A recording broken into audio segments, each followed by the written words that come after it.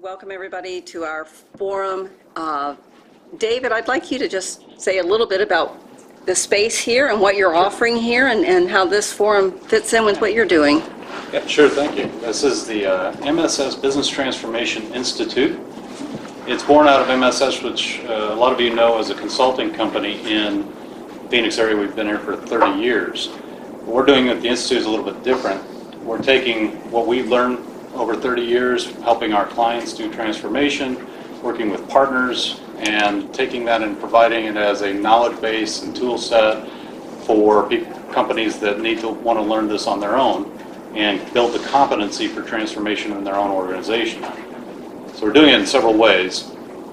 First of all, we're doing it as forums like this. So this is our second one. 2 weeks ago, we did one on mergers and acquisitions integration. And we're producing podcasts out of that so people can download them and learn from it if they can't make it here. But by bringing the expertise to Arizona and to Phoenix and to businesses so they have access to experts in these fields, having these discussions like we're going to have today. We also are doing research projects on the global and macro trends that are affecting companies, whether they know it or not, and also how to create a maturity model for your organization to move it along and make it transformational. And finally, we're going to be offering, starting next fall, workshops and programs, some produced by MSS, some produced by partners, to allow people to come in and actually work through plans for their organization and identify their needs and develop transformational strategies and programs for their own company. So the whole idea is to teach people to fish rather than going fishing for them. So that's essentially what we're about. So we want to thank MSS for having us here. I also want to introduce Steve Zylstra. One of the things we'll be talking about a little bit later is the Arizona Transformational Leadership Program. And we're really excited that Steve is the CEO of the Arizona Technology Council, and ImpaQ Solutions has partnered with Arizona Technology Council, or they partnered with us, either way. We're partners in bringing this really exciting program to the Valley. So I want to welcome Steve. Do you want to say anything? Well, yeah. First of all, thank you for having this event today. And we had our first cohort for this leadership program last year, and it was stunningly successful. Pretty much all the people that participated indicated it was a life-changing experience for them. And we want to bring that kind of programming to our members and to the Valley. And we've partnered up with Margo and sort of a group of faculty members to present this leadership program. And I think it's unique. It's not your typical executive training program, and I think you'll learn some of those ideas today, and hope you all take a look at it for next year. And we're starting in January? January 2018. Yeah. Okay, so Okay. thank you. Right, thanks, Steve. So before we get started, I want to tell you a few things. If you need to get on the internet, you have the Wi-Fi password and such there. And if you're on there, what I'm hoping you'll do is be tweeting and FaceTiming or Facebooking about the program. So I'll give you some hashtags. It's AZ Transformational Leadership. So if you would like to, somebody says something just really spectacular, tweet it out. So I appreciate hashtag MSSBTI too. If you'd like. If we'd like. You can put two. That's okay. You can. What was it again? Hashtag MSSBTI. Absolutely. Put two in there. Put both. And I will say, I came to their forum, the M&A forum that they had, and it was interesting. A lot of the panelists sometimes would say something that was really, tweet-worthy. It's like, oh, wow, that's a great. And so that's one reason I want to make certain that we do this. And Steve in the back, not Steve Zylstra, was one of the panelists last time. Okay. Very tweet-worthy. It was tweet-worthy. He always is. Even just in regular conversation with him, I just tweet it out.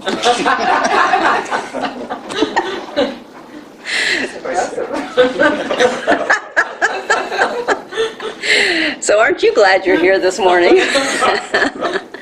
So a couple of things here. This is our layout of the morning, what we plan on doing. I've explained to my panelists, I am very structured and very flexible. So it's always kind of fun to participate something here. You think she's going this direction, and suddenly she has an idea of brilliance and goes somewhere else. So what we're going to talk about, though, is that the forum is transformational leadership. And so what I'm going to do first is talk about what is transformational leadership. Then my panelists here are going to go through and they'll tell a little bit more about their perspective on different items. And then rather than wait to the end for our Q&As, I'm going to take a Q&A break there. So if questions come up while they're talking or you think of things, just jot them down and we'll have a Q&A before we get into the rest of the program. And then I have a lot of questions that we've come up with and that we have for each other. So we're going to have a moderated discussion here. And then they're each going to end with a morning takeaway. And from there, then we'll be able to have more questions and answers from you. And then I'm going to talk a little bit about the leadership program, about that. So with that, are we comfortable with the air, as comfortable as we can Perfect. be? Do you mean you changed it? No, I didn't.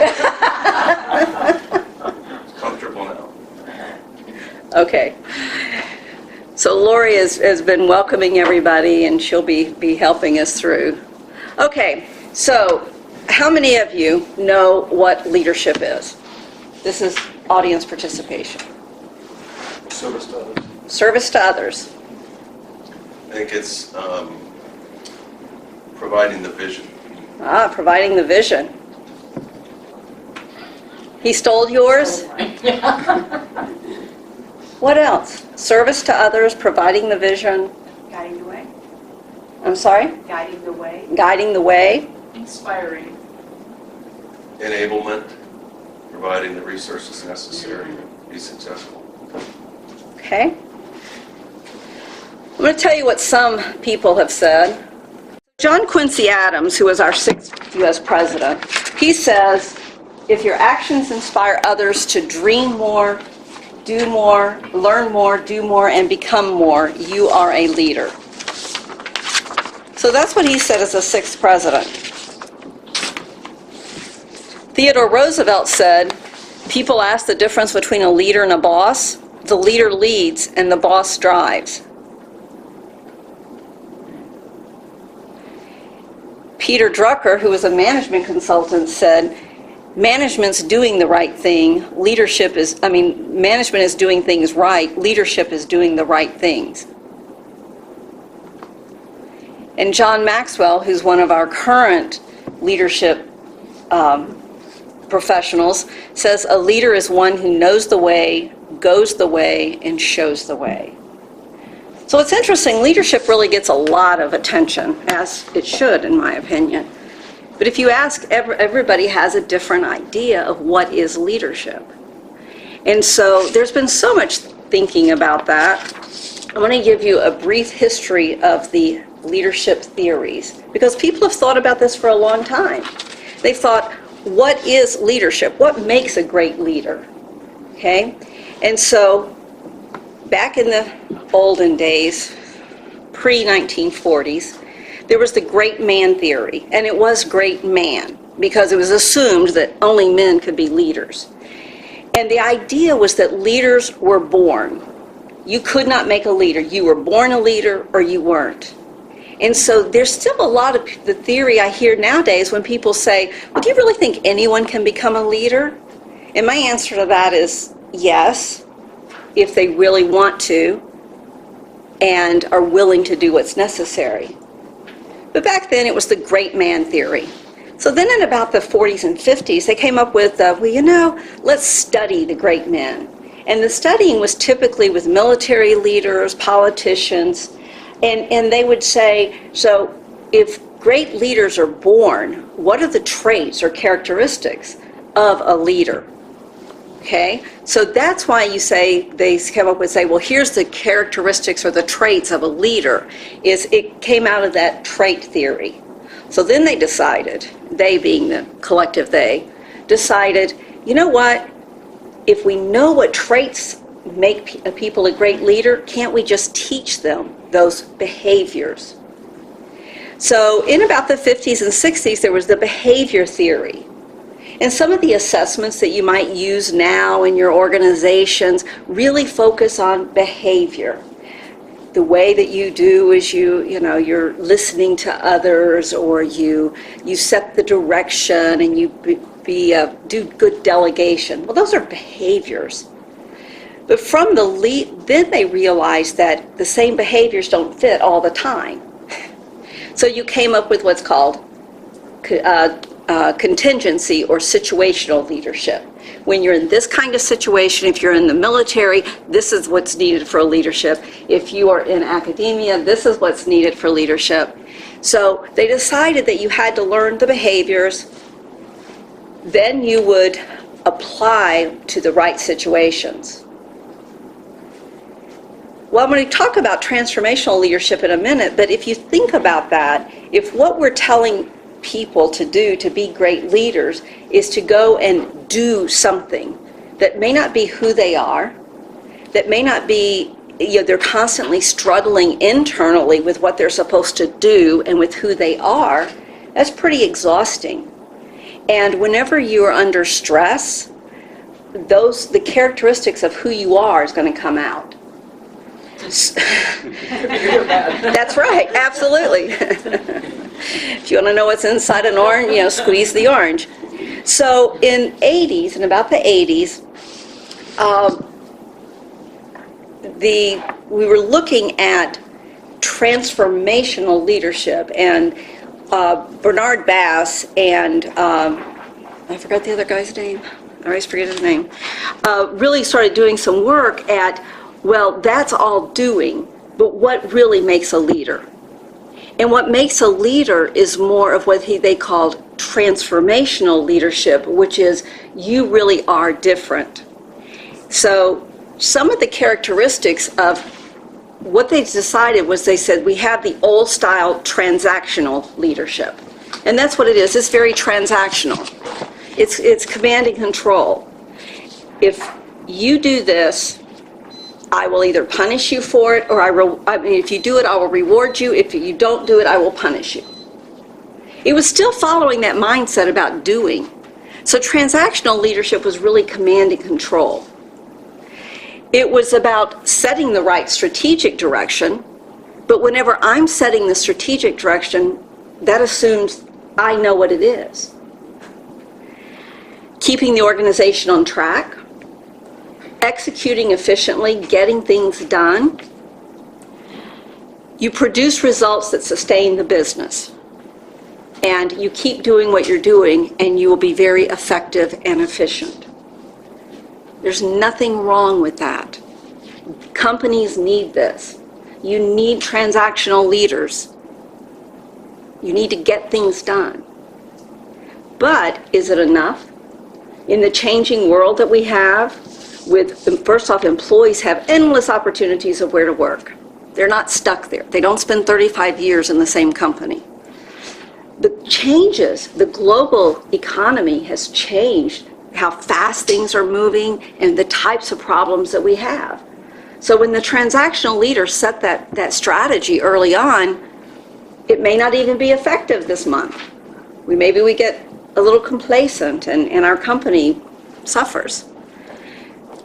So James N. Burns, who was he really studied military leaders. And so he started looking at the different types of leadership. And one of the interesting things he said was, in the olden days, a lot of the leaders were your rulers. So you either did it or you got off with your head, literally, And so that was where a lot of the transactional leadership came from. He introduced the idea of transforming leadership, which was really more about engaging the people, having them care, having the people be part of the vision. And Bernard Bass, who's one of the leading experts with leadership, in '85 he changed it to call it transformational leadership.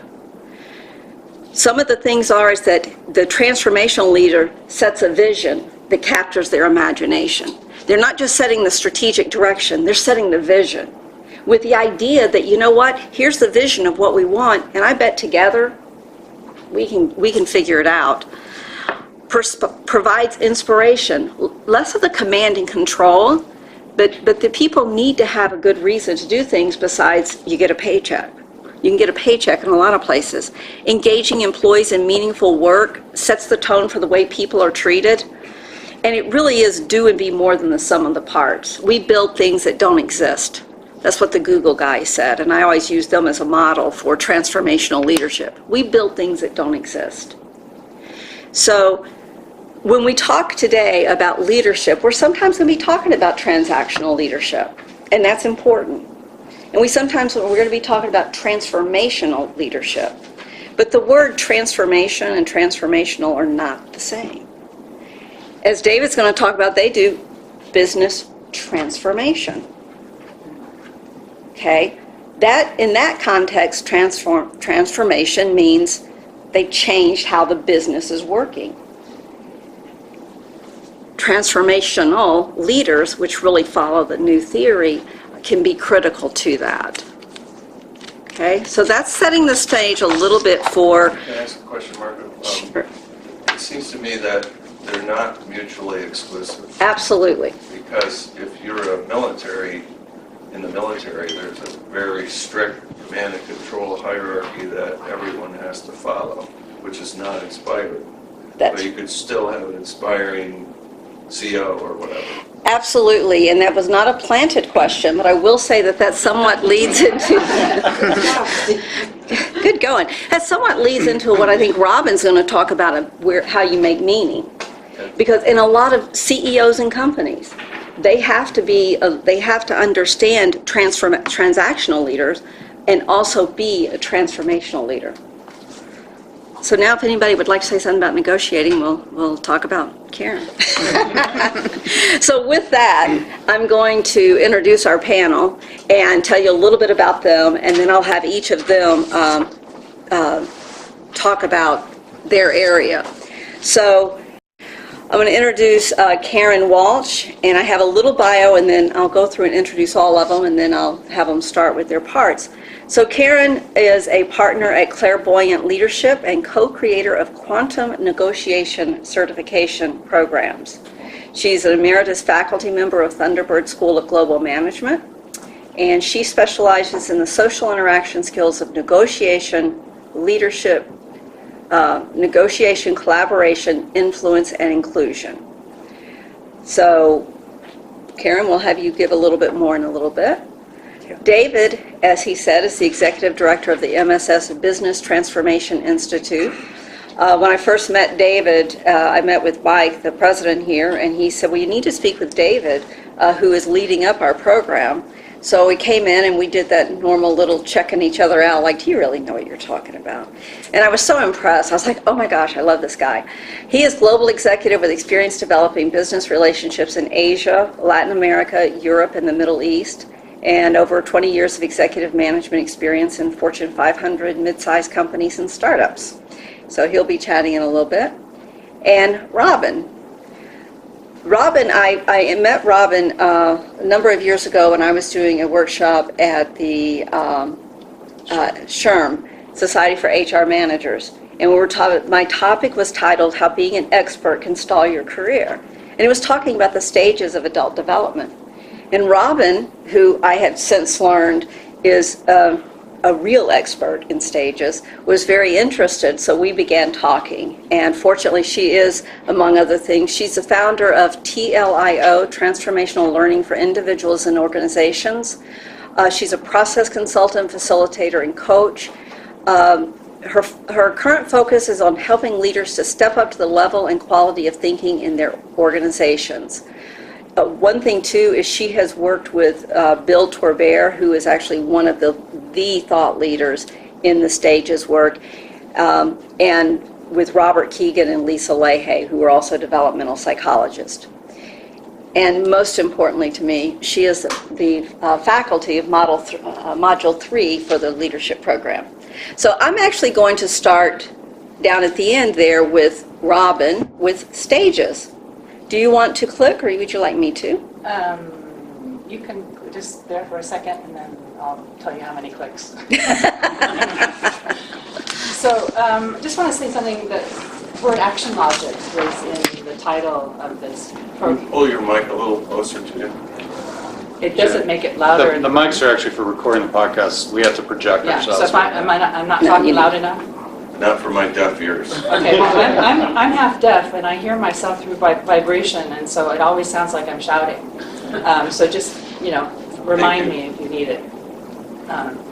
So the idea of action logics is core to what we're talking about here, and so I'm going to talk a little bit about that, where these action logics come from, and the idea of vertical adult development, and something you said earlier about typical executive training programs. I think it's really important if you're looking at a training program that it be one that is vertical development and not horizontal development. And I hope by the end of what I'm saying that will be clearer what the difference is. So do you want to click the next two? Yeah. So this is a model that starts from when we're born, basically, and instead of finishing when we become adults, it actually goes into adulthood. And I'm not going to say a lot about these first two, but these are what we call preconventional stages. So these action logics, meaning what is the mental state that drives your action, is preconventional, means that these people have not internalized conventions. So, babies are impulsive, and they eventually grow out of it, usually. If an adult is still at the impulsive stage, they're likely to be in trouble, maybe in prison, because basically they can't control their emotions. The driver, their action logic, is the impulse. So most people you see in the workplace won't be there. You do see a few people at the next stage, and as you see, the drawing shows that the needs kind of go around the other, because now we have a different driver. Needs, self-interest, that's the driver. And so one starts to control impulses to achieve the goal that you want to achieve for your own self-interest or to achieve a need. And so these both of them are outside of conventions. You do find some people at that level in the workplace. They can be good firefighters because they're very reactive. They have a short time frame. Firefighters metaphorically.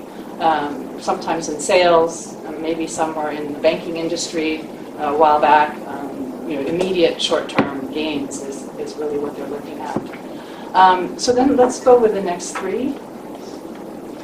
So this is what we call the conventional action logics. And each one grows from the one before. So you can't skip action logics. You have to work through developmentally. And the first one is integrating conventions. And the norms is the social conventions. That's the first thing that we integrate. And normally this happens around adolescence. But some people get stuck there. And if you're in this action logic of norms, you really want to fit in, you want to belong, you're loyal to the group you want to be part of, you follow the rules and regulations of the group that you belong to. You really don't want to stand out, keep your head down, and not take much responsibility, fairly dependent on the people around you. And this may be either the biggest or the second biggest action logic in the world. We can't tell for sure because we haven't tested everybody yet. But that it's very common because society needs for people to maintain the social glue. And these people can be quite useful in organizations if they have good direction and they want to be a part of that community. And they can be very good corporate citizens, following what's asked of them. The next stage that we develop through is craft logic. So this is when we develop a profession and we start to move from being driven by the social norms around us, and we're starting to be driven by a rationality of some sort. So it could be lawyers, it could be engineers, it could be any profession, and so people can learn multiple professions. But there starts to be a sense of objectivity, and there's a real need to be right. And people in organizations that are at this action logic are really good at improving things. They're perfectionists, if it's along the lines of their craft logic. They don't take well to feedback unless it comes from a master in their own craft. So they'll reject because they believe that they're right. And then the next stage after that is the systems effectiveness and outcomes focus. So, once you start to realize that if you have an outcome that you need, you can't just do it this way, your way, the perfect way. A good example in organizations, say a software company, where you have the engineers that are developing the software, might be at the craft logic, action logic, and they want, because they can, have all the bells and whistles, and they want it to be perfect. They want it perfected and tested and make it wonderful before it goes out to anybody else. And their boss, who is at the next level, who realizes there's a deadline, there's a budget, and so tries to rein them in and say, well, it can't be perfect, it can't have all the bells and whistles, and so there's a tension in organizations around that. But this is the level that actually Western society pushes us to be at. This is considered the pinnacle. Self-sufficient, you know that there's an answer even if you don't know it, you can find it somewhere. And it's all about the systems effectiveness, some push and pull, some give and take, which is progression from the craft logic. So this is where most leadership development programs, and where a lot of the literature, and if you look at the books, a majority of the books about leadership are more at this level. They're more at tips and tools and more at horizontal development, trying to achieve this, and it's called the achiever, this action logic in the model that I use. So I think it's interesting, though, to realize that there's a whole, you see there's a lot more white space there. There's a whole other series. This is the top of the conventional level, right? So they've all internalized conventions. So let's go to the next one. This one in the model I use is called Redefining, and it's all about relativism. It's at this level, this is like going off a cliff for people who at the previous levels believe that they can be certain about something, that they can control something, that they actually, can take action and have the impact that they want. And anybody who's trying to stop smoking or lose weight, no, we don't even have control of ourselves. So to think that we can control systems is starting to be shaken at this point. And relativism is the idea of redefining everything. This is where you realize conventions. What does that mean? If it's a convention, it means we made it up. If we made it up, we can change it. And the relativism piece of it is also about there's no longer any truth. And so you go from total certainty to uncertainty to there's no truth, and it feels like falling off a cliff, basically. But this is where innovation comes from. This is where inclusion comes from. People at this level are very inclusive and don't really make a difference. All voices are equally valid.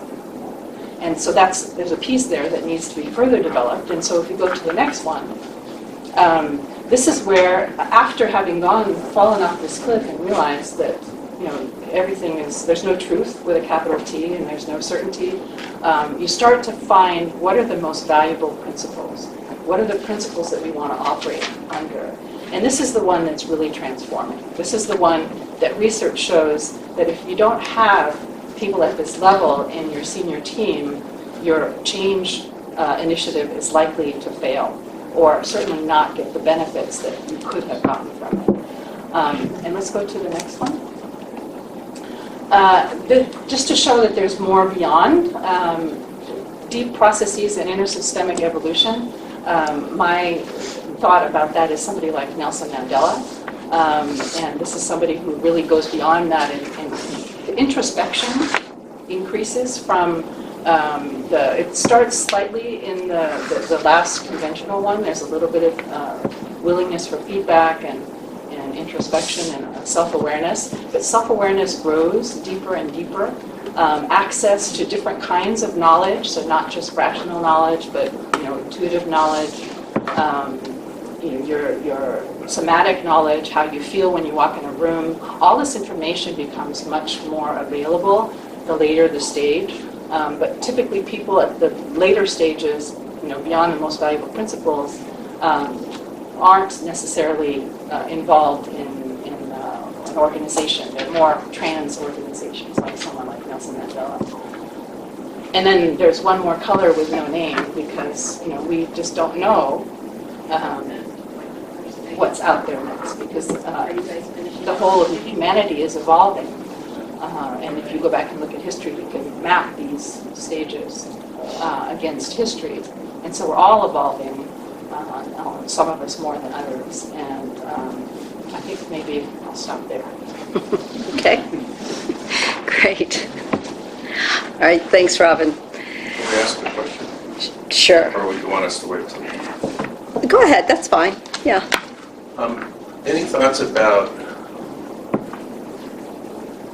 speaking of a leader that runs a small organization versus a massive organization, how do you apply these principles when the person running a smaller organization has to wear like a zillion of these hats, as opposed to being a specialist or an expert? You talked about transforming an organization. It's very different transforming the Ford Motor Company than ABC Software Company that has 10 people.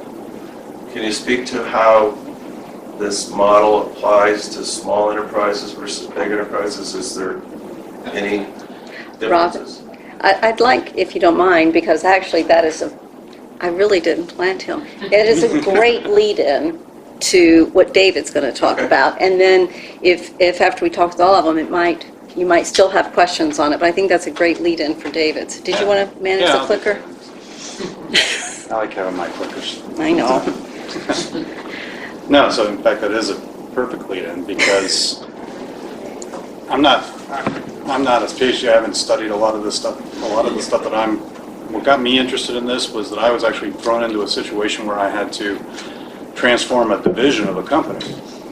And the company was a technology company in the travel industry.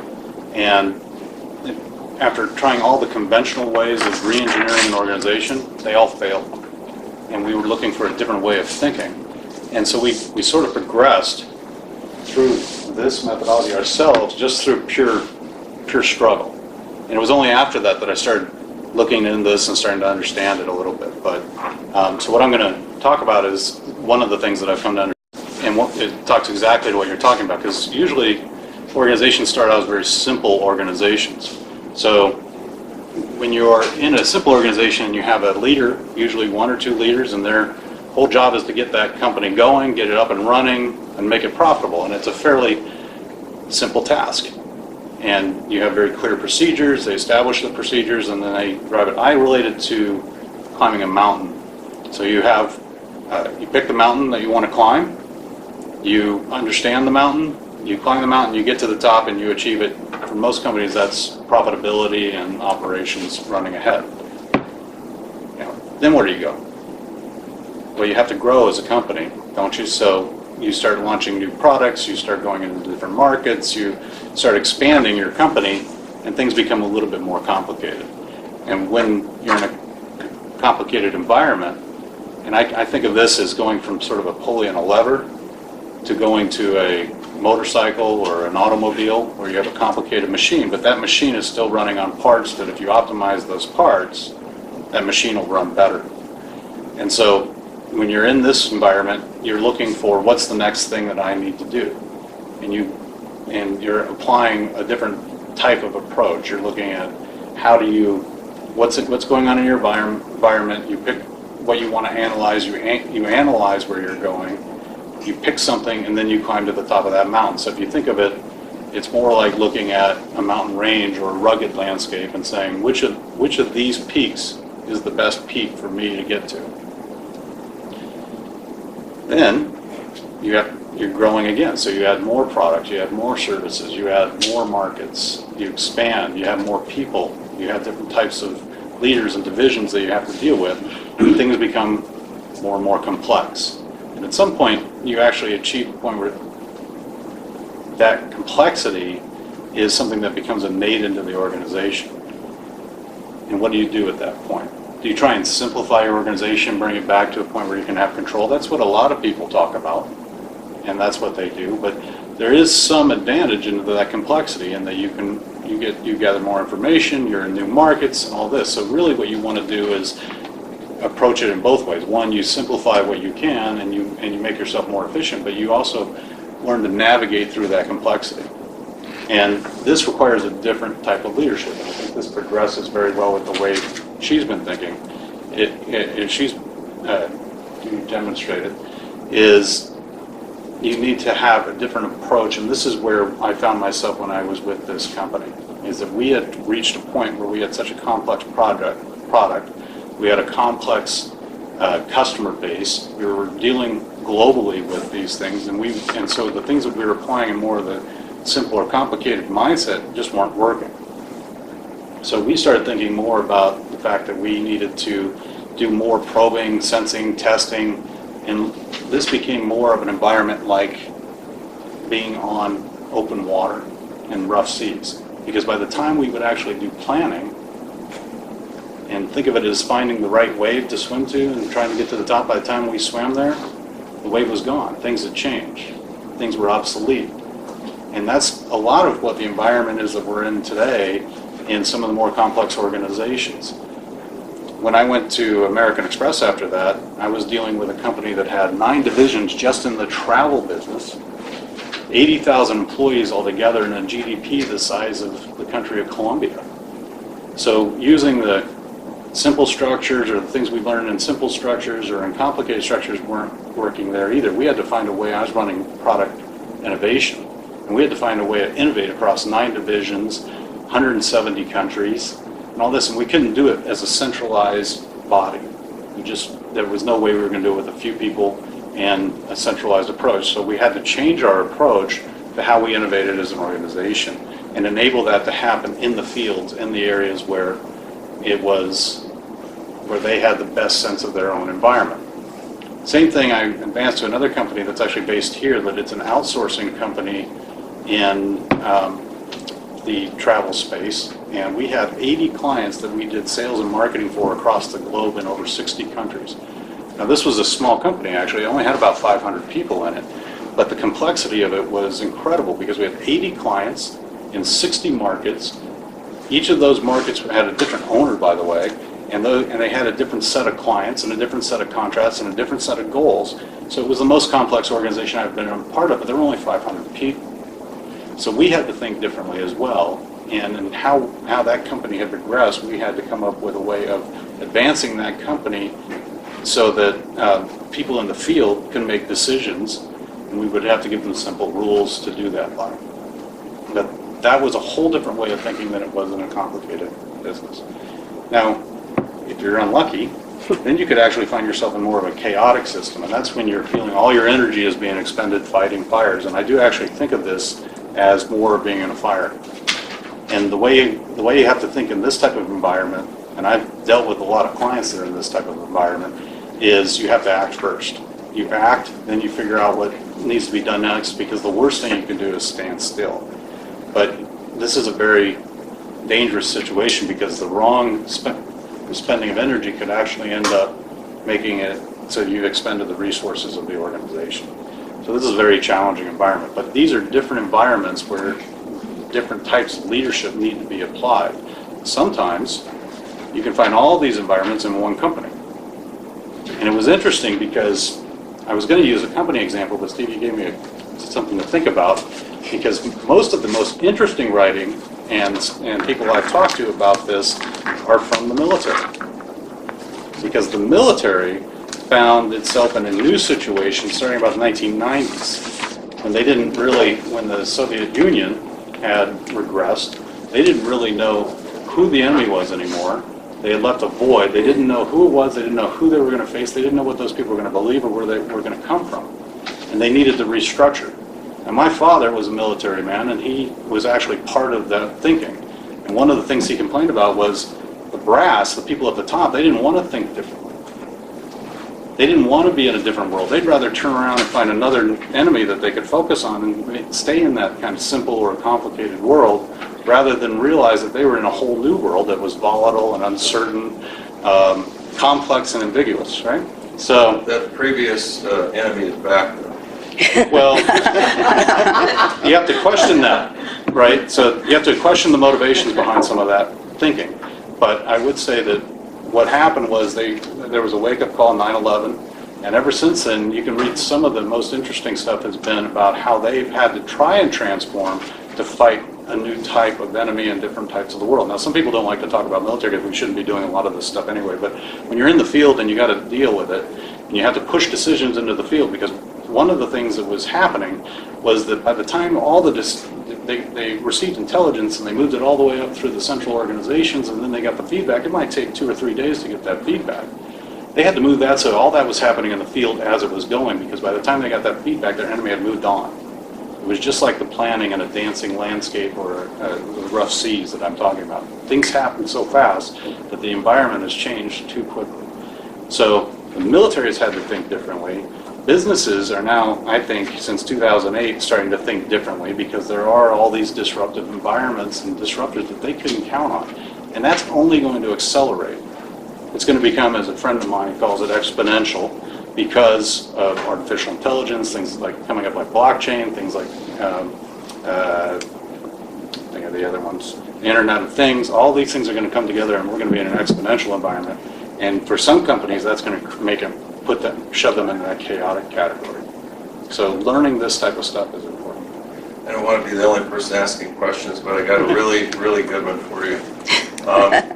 The other day, I was listening to an expert on organizational structure, and he was on NPR, and he was talking about the United States. And he was using quantum principles to prove that the United States of America it's impossible to lead and manage. It's far, far, far too complex. And he used quantum principles to prove this. You did plant him. I don't know. You would think, because do we want to go to... I mean, we had the lady... I know, now, this is fascinating, Steve. He did not see what we were talking about. I'll let him move on, but I think he's pointing out what a lot of people think is it's impossible to manage in these environments. The trick is you have to put on a different lens and a different approach. And I'll let Karen talk about that. What a great segue. I know, you would think I planted him. So before I start, I'd like to just define a couple terms. So I'm looking at leadership requires a core competency of what I call getting what I need as a leader, whether it's from a family, a partnership, an organization, a country, a nation state. How do I help and inspire and guide others to help me get what I need and accomplish my goals? And when I talk about negotiation, I think about that as any time I have something that I need and I have to work through others in order to get it, I am in a negotiation. So that could be big N contract negotiations, and it can be small N. I have a team.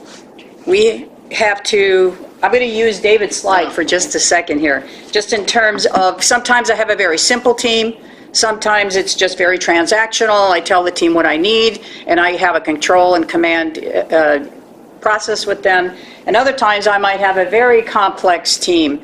In a lot of the negotiations I work with, we have people working all over the world, working in different parts of the organization, different parts of different regulations across the globe.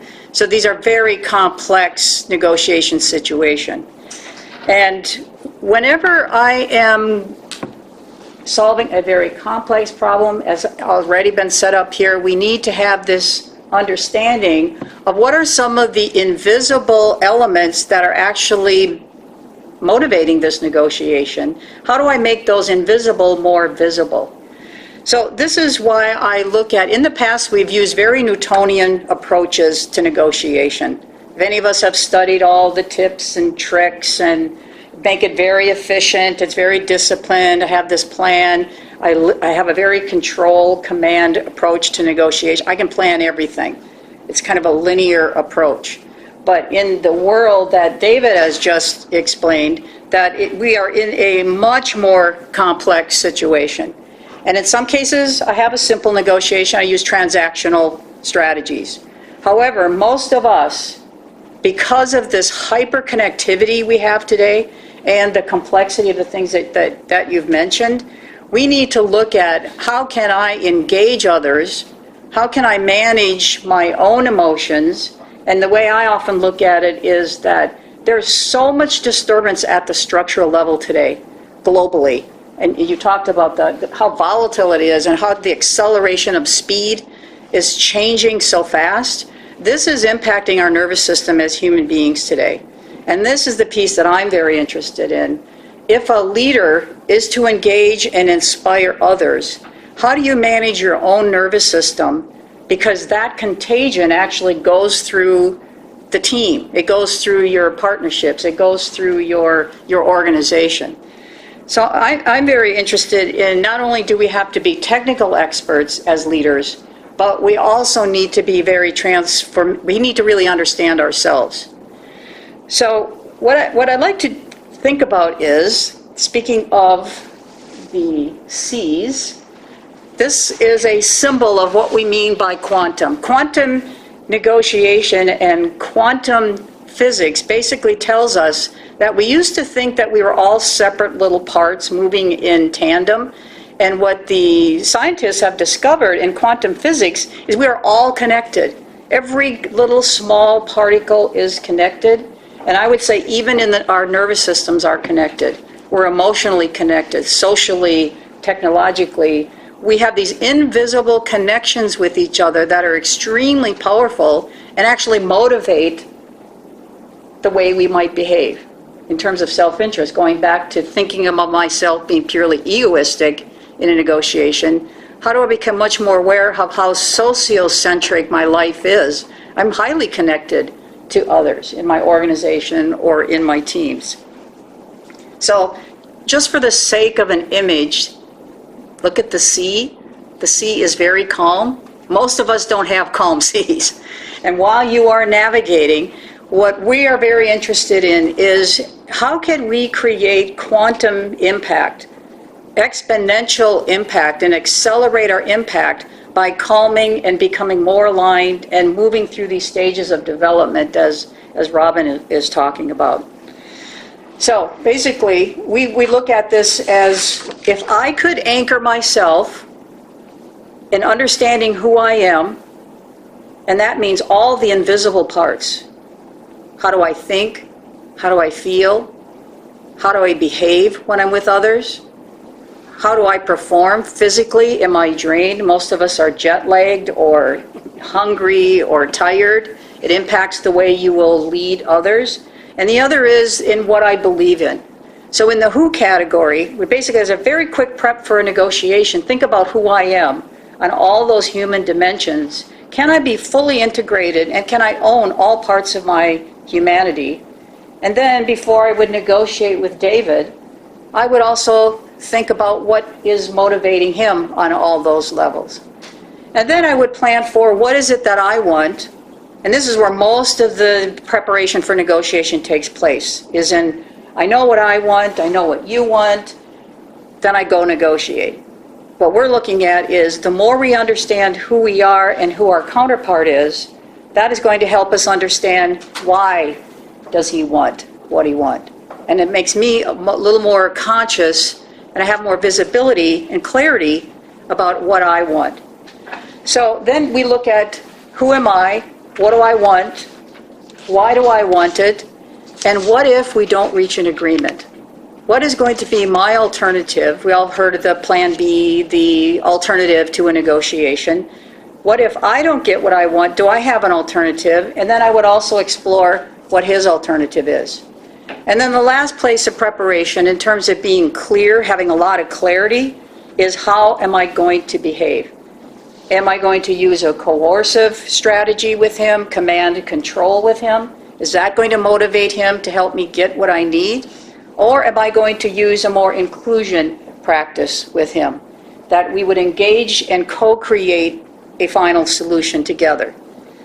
So, as a very quick tip, how can I get clarity underneath the ice, or underneath the water line, so I can be completely anchored and grounded, so when there is surprises in that negotiation and changes happen every day, how can I be buoyant? How can I style shift? Because you've been talking a lot about sometimes I need to be transactional, sometimes I need to be much more cooperative, mutual gains. It depends on the relationship.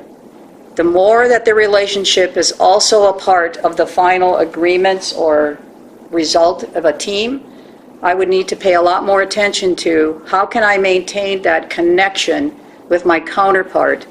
So that's what we call clairvoyant leadership. How can I be clear and buoyant, paradoxically, at the same time? Thank you. Well, I'm bubbling with questions, but I'm going to wait, and I said we would have other questions now, so I'd like to open it up for questions. Mark? Okay, my consulting work has always been helping companies grow. And one of the things that many of the starters of companies are slow to adopt is when you tell them the people who helped you grow to this point are not the people to take you to the next level. And in listening to these three, the panel discussion, I'm just wondering, is in this day and age where everything is growing so fast and changing so rapidly, is the idea of hiring from within dead?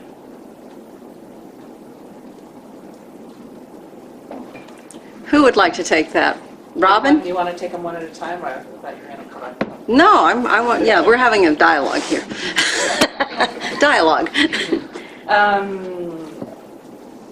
Well, I think it depends on how you grow your people. I mean, there's a notion right now in the developmental world, and it's really the cutting edge, is what's called deliberately developmental organizations.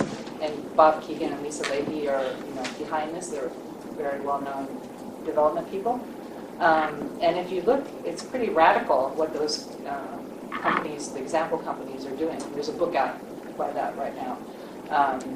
And basically, if you're doing your job well, as expected, you're in the wrong job. You should be doing a job that you're not yet ready for.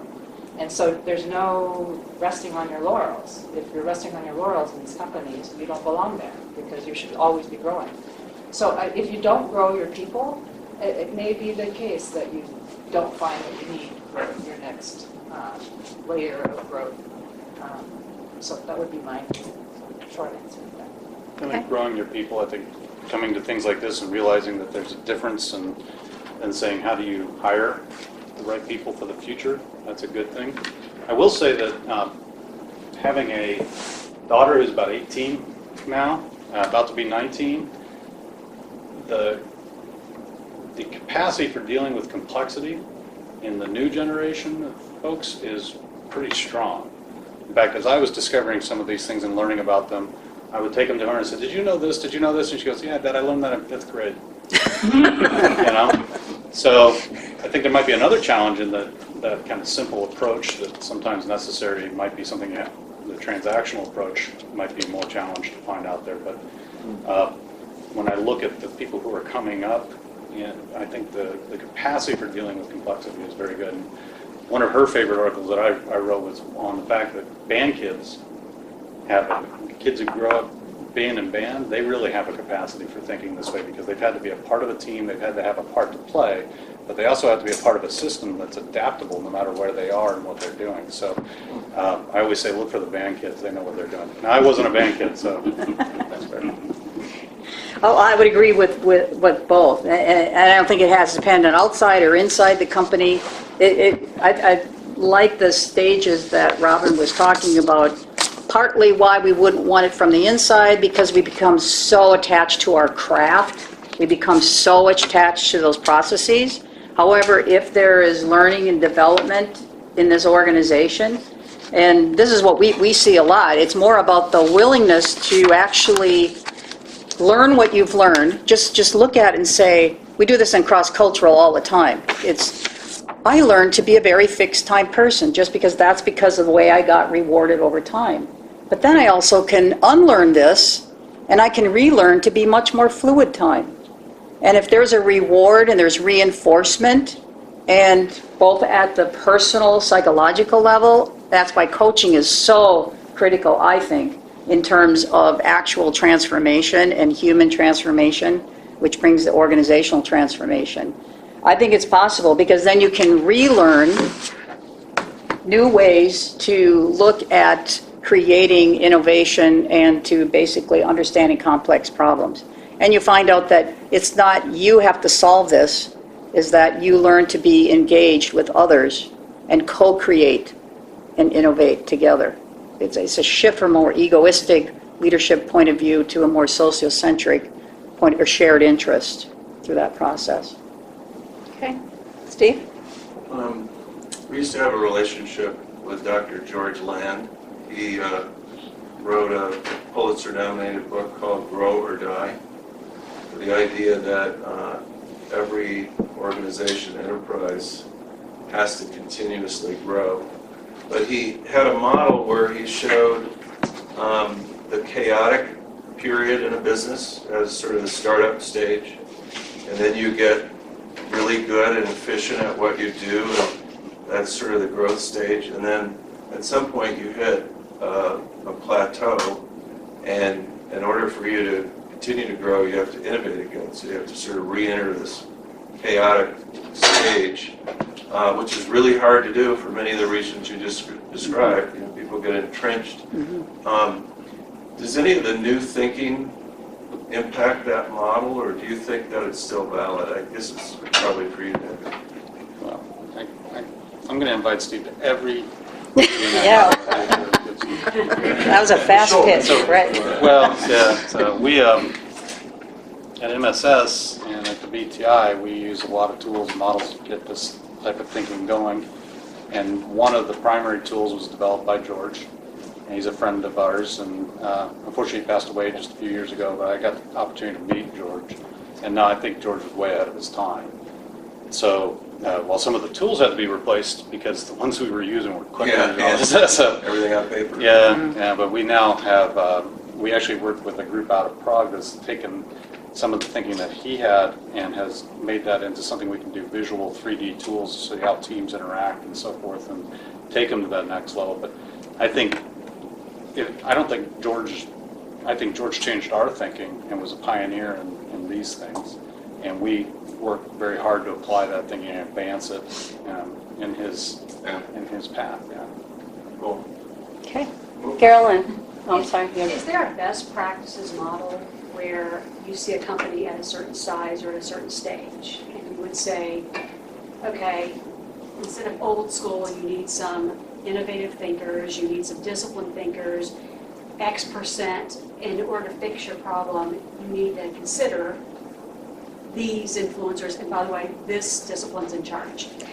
And I'm going to ask all three of the panelists, because our panelists, they work all over and have an incredible amount of experience. I think that's a question that all three of ours could contribute to. So who would like to go first? David, it was pointed at you, so were you prepared? Okay. Well, I think we have the best practices. Next. But no, in fact, that's one of the things that we're working on right now as part of our initial launch is a program that we haven't entitled yet, but it's exactly that, to build that model, to say what is the maturation of an organization, just like we're talking about as a person maturing in your leadership model, but how does an organization mature, and at what stage do they need to start applying these different models. Now, we had a situation, a client come to us, a Big Ten university last year, and came to us, and it was very interesting because they said, we want you to come in, we do organizational change management, when they said, we want you to assess our change management model because it's not working. And so we went up there, and as part of the pitch to them to try and get the project, we started to realize that they knew organizational change management as a discipline very well. They had it throughout the organization, they had everybody trained, they knew the stages, and they said, well, it's still not working. And as an example, they had 19 schools and universities, and they had tried to apply 5 of the schools, the biggest schools, had asked to have this certain technology put in. And so they brought it in, they showed all the schools that. They said, well, 5 of the schools need it, maybe all the schools need it. They all signed off on it, and they went on a 2-year program of implementing and doing the change management for this. And in the end, 14 of the schools implemented and 5 didn't. Guess which ones? The ones who had sponsored the program. Why did they opt out? And the organization had grown up as having autonomous schools and autonomous groups, because they're competing, like a business school is competing with other business schools. They're not dealing with the other things. So the challenge was they were using centralized approach, a more traditional approach, saying we're going to all do this and we're all going to forge our own path. But then schools were opting out and they were wasting a lot of time and money. So at that point, it was at that point that we came in and we stopped talking about change management, we started talking about complexity. And started saying, wait, maybe there's a different approach that you need and a different way to structure yourselves as an organization in order to understand what are the changes that are going on already within each of these organizations, what's the framework they need to change, and instead of trying to drive one change to the whole organization, help create a process or a framework of change that happens throughout the organization but enables those organizations to change as they will, but also be highly connected so that they can share with that. So we introduced that framework and this sort of stuff. So it's exactly what you're talking about. They were at that point big school, but they hadn't quite realized that they had actually plateaued. But it's at the point where change starts to fail, even in situations where the change is promoted by the people who need to change. I think that's a good sign. Robin, did you want to add something on this? Yeah, the thought that's coming to my mind is process versus end state. And I think we still all engage in magical thinking with the idea that we can get to an end state and then maintain it. And so once and for all, we can fix this problem that we have. And so what it provoked for me, the question and hearing the response. I don't have best practices when I work as a consultant to change, a process consultant. And so I would highlight the process that I think that the knowledge that's needed is typically inside the organization, and how do you draw that out? And so rather than trying to take a model that works somewhere else, it's really interesting. Holacracy is a model that worked incredibly well for the company, the software company where it was started, and companies that are trying to adopt it, adapt it.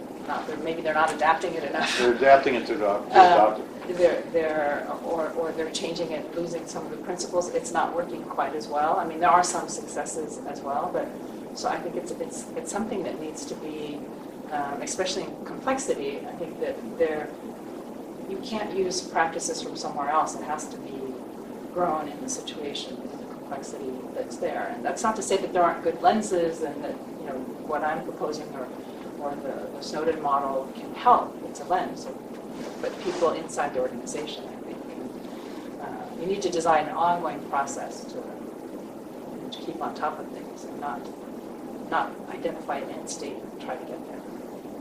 Okay. Dynamic steering is what holacracy calls it. Yeah, maybe I'll use an example of digitization today. That digitization is hitting every company. And then it comes to the type of business model that they might use. So you could possibly say, we're going to, while we're growing, we're young and we're growing, or we're going to completely shift over to go full into digitization. That's going to drive all of our services. So Uber is highly digitized. It's growing on that model.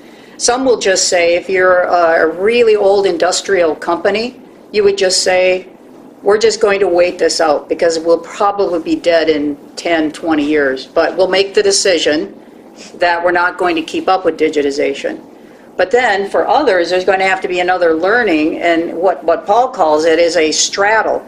How can I be a legacy company and be humble enough to bring in digitization? And we just worked with a company in New York, actually, that's an old industrial water company working with, they just bought a new digitization company, and now you bring these two together, they are really having some difficulty speaking with each other.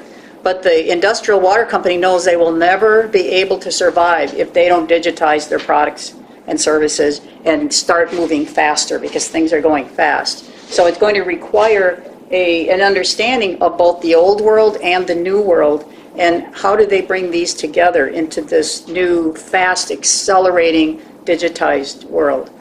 I don't know if that answered your question, but there's so many ways you could go on business I had model. a couple other questions in the back first. Eric, you had a question? Oh, you didn't? Okay. And, okay, yeah, Steve in the back.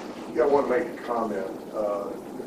I think there's some phenomenal questions, but comment and then a question, David, you, and this is not a planning question, but it seems to me, listening to the group of presenters today, that there's a fellow by the name of Talib that wrote a book by the name of Black Swan.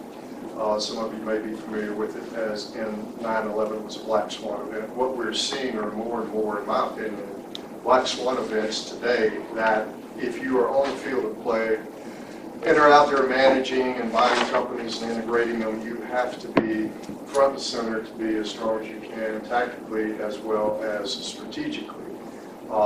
And ask them, Karen, with regard to what you do, what is it you really want with regard to change management, David? My question to you, how does this play into, if you will, the integration side of the team that's dealing with the acquired folk, let's say, and we have looked at, for example, hiring individuals from the acquired company that fit and plug and play better and more efficaciously within the ownership company? Okay, so if I understand the question, you're asking does the preponderance of Black Swan events play into how you can plan an integration? You're actually referring to after a merger or an acquisition. Correct. PMI, post-merger integration. I think it means that you have to be very adaptable to whatever the situation is, and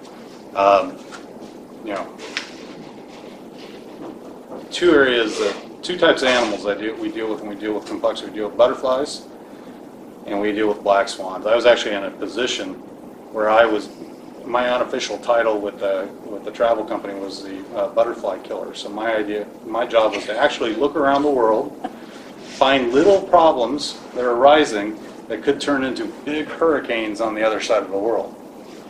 And so this plays into the Russia story that I was going to tell. So I'm going to spend a few seconds on this story.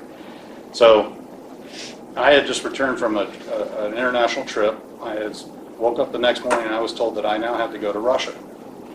And that was because our owner in Russia, these were all franchises, had decided that he no longer wanted to own that office. Okay? So we didn't know why or whatever, but the next thing I knew, 24 hours later, I'm in Russia and I have to figure this out, because in 2012, if you had an international network and you were presenting yourself as an international network, you had to have Russia, Brazil, India, and China in your network or you weren't competitive. So his small decision was going to affect everything about our business in terms of our ability to sell, our ability to present ourselves in an international network, what clients we were serving, and don't forget the clients we were already serving in that market. So this had the potential of becoming a massive hurricane. And I got there and I asked him, I said, why did you make this decision? And he said, well, I met a girl. And he said, I need more time to spend with her, and we're going to raise a family, and now this little incident had turned into a potential disaster for the whole organization.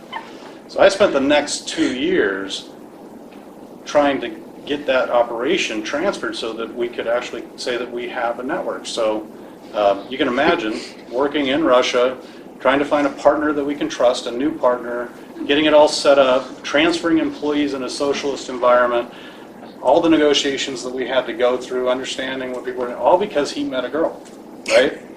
So, found a new partner, all this was a 1.5 year process just to get it all set up, and we thought we had it all done. And we were actually meeting with the partners in Las Vegas. We were having a big party, and we said, yeah, we're on the road, we're going to be profitable in about 6 months, things are good. And we didn't know at that time, and I mean on that exact date, that there was an event happening on the other side of the world that was going to change everything. And that was the Ukrainian government deciding that they were not going to enter the European Union. how does that affect a travel company, right? Well, of course, that led to sanctions. That led to Crimea. That led to sanctions. That led to Eastern Europe. That led to the downing of the Malaysian jetliner. That led to all kinds of stuff. And then I'm not sure, I would have to ask people who in the know if it's related, but of course, the next thing that happens is that oil prices tank. Now, some people, I could be conspiracy theorists and say that actually was manipulated, right? But now Russia, as a country, is in travel. Don't forget, we're trying to sell to people in Russia to travel outside of Russia. Well, the exchange rate did a flip. And so now, at one point where I thought I was poor when I went to Russia, I now think I'm rich when I'm in Russia. And people in Russia just stopped traveling altogether. So this office that I spent 2 years flipping and all this stuff had this black swan event affected that, not only on the acquisition side, but in implementing that, but on everything. And it was like waking up from a bad night in Vegas. Right? It was actually so much like waking up in a bad night in Vegas. After 2 years of dealing with Russia, I was actually married to a Russian. Okay. You have to be ready for things. I'm going to take a couple of more questions from the audience, and I'm going to come back to some questions that I have here, and then we'll have more chances for questions. Yes, Steve. I was intrigued by you bringing up digitization. I heard the former Prime Minister of Finland last year speak at an event about digitization. After he was Prime Minister of Finland, he became a consultant to Nokia, and he knows a lot about change. And his premise in his presentation is that we are actually entering the fourth epoch in human civilization, and that you had agrarian and industrial and computer age, or whatever you want to call it, and now we're entering the age of digitization of everything, and that is probably the most transformative thing that we will ever experience in our lifetime. And how does that relate to everything we're talking about, because of the unbelievable impact that he at least suggests it's going to have? Do you want to take that, Karen? I would love to. Okay.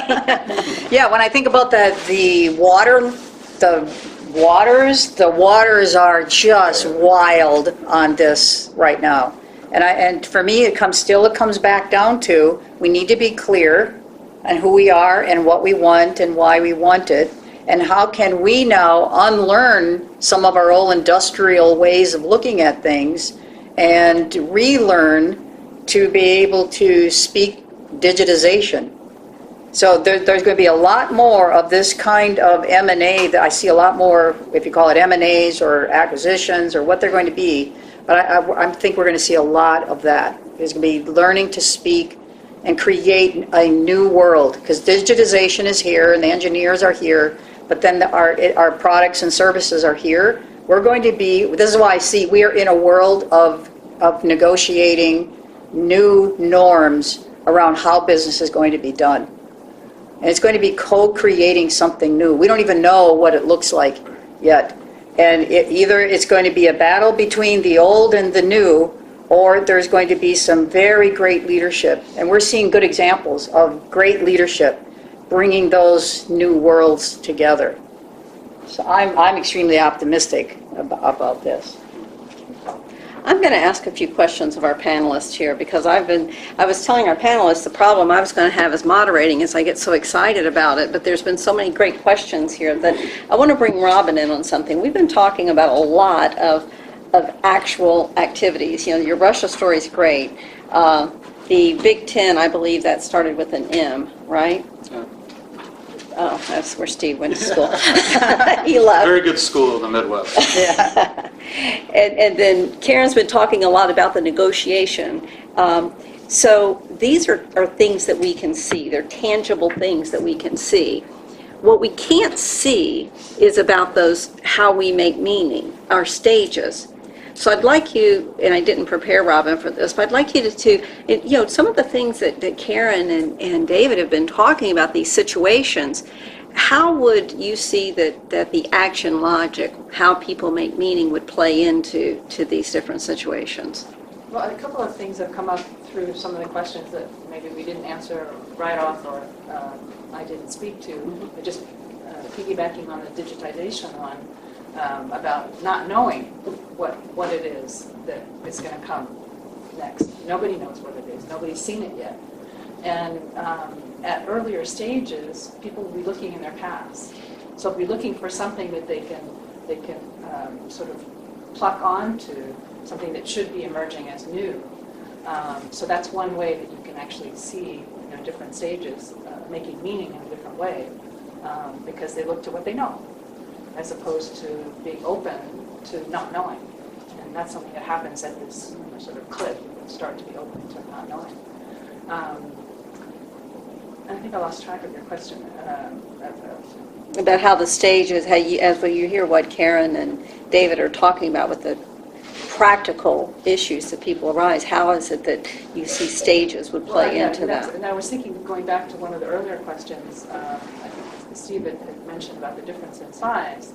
And if you remember that each stage kind of came down and incorporated the other stages. So at later stages, you can shift gears and go back and forth. And so if you have a small company, one of the dangers that I find in working with managers is people who are at that craft logic level and they're really smart. They get stuck because they're so smart. And they get stuck because they're smart enough to figure it out on their own. And so they think that they're self-sufficient. And they're usually right because they're smart. And so they can work with a small company and do all these things and they can wear all these hats and keep it going until it gets to a level of complexity where they get stuck in their old ways instead of being open to multiple perspectives in understanding. So somebody who is a later stage in a less complex or even less complicated situation can do things very simply. But somebody who is used to doing things one way and is stuck at that level, they can't do it. So being thrown into situations where you have to be different to survive is one way that people start to develop and to change their meaning making. They start to realize that there's not only one way to look at something. And this we often see in organizations some of this across functions, where functions are speaking different languages, and they each have their own way of looking at it. And so the way to move them a little bit to be able to have a broader perspective is to have them step up and take into account not just either or, but both and. So what if these two things are true? How do you deal with that? I'm not sure if I captured what you were looking for in the question. I think so. I have a couple other questions. So, and actually, she was answering to Steve to your question about the companies that are going from small to large. So what you're saying is that if they're making meaning, if people are used to making meaning in that conventional stage of having the answer, that as they grow, they're going to get stuck. They may very well get stuck. I think about the Google guys whenever they realized that they were great in their area and they stepped back and brought a CEO in and then he trained them. So if I'm in the small company or a mid-sized company and I'm at that point, do I just, like David said, he just saw companies just kind of walk through them. Can they go from being at that expert level to being at the transforming level? What could they expect as they're going through this, I think is my question. Well, developmentally, you can't skip levels. That if you watch babies, they don't go through them at the same speed, but they go through certain levels of development and they go in a particular order, sometimes faster, sometimes slower, and it's the same thing for adults. So, each time it's a transformation. So from this expert level to the more achiever level, which is the higher conventional one, there is already an opening up of being willing to listen to multiple perspectives. And you only do that, it's like riding a bicycle, you have to get on the bicycle. And there's a chicken-egg question about all of this. You need to have a certain capacity to deal with complexity. And you don't get that capacity until you deal with complexity. So you see, it's kind of, you've got to start somewhere having practices in the organization that create more awareness, people start questioning themselves, feedback processes, but that are designed to work with the level that they're aimed at, because you can't, people won't accept feedback if it's not aimed at what they're Can they accelerate that process? you can accelerate it, and it's interesting, the early research, there's not a huge amount of research, but the earliest research on this that really showed that you could change people from one level to the other included transcendental meditation. And so I think that it says a lot about mindfulness and practices where, even as a team, where you reflect, evaluating meetings at the end of meetings, we're reflecting what worked, what didn't work, what did we do well, what we didn't do well. Those kinds of practices where you're self-questioning helps people begin to take on feedback and take on willingness to learn, not just to change their behavior, but to change how they're thinking about a situation, to actually accept that somebody else might have a perspective on a situation. That means awareness and desire to do that, yes? Yeah, I think it can come from the individual. So some individuals are just more propelled to develop, and it can come from practices. So coming back to the organizations, if you have senior leaders that have a good perspective on this, they can design, talk about liberating practices or liberating structures, that people in them, by the process that they go through, they're forced to, I don't force in a very good way, not, you got to do this, but just that by the process itself, they're massaged, and through the massage over time, they open up. I like massages. Right, could just add to that, I think what you're saying there would be, for example, a company is growing very fast and they need new ways of thinking and they need better teamwork together. So one example is the company goes into having 360s. So in a 360, somebody who has just done things the expert way, they get on their 360 feedback is that their team is completely disappointed and find no inspiration and no motivation to work with them. So it could come from the outside, the motivation could come from the outside, that would you be curious or humble or open-minded enough to kind of explore what are some of the areas that you could develop for yourself to have more impact with your team. Or on the outside of the organization, somebody may, on their own personal development, be saying, I'd like to do more of this in my work.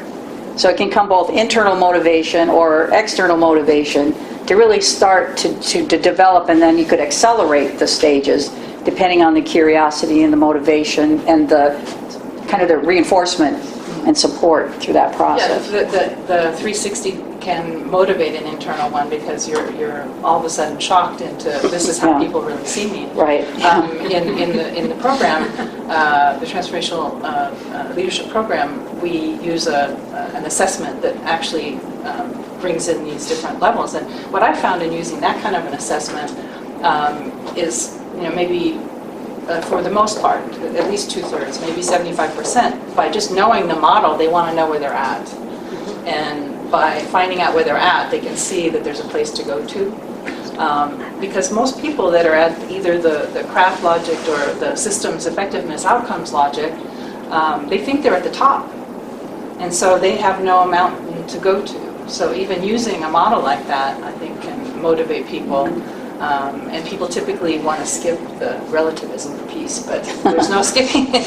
Because first you've got to decide that you understand that there's no truth and there's no certainty, and that conventions are all made up by us, and so we can change them. And if you don't go through there, you can't get further along the road.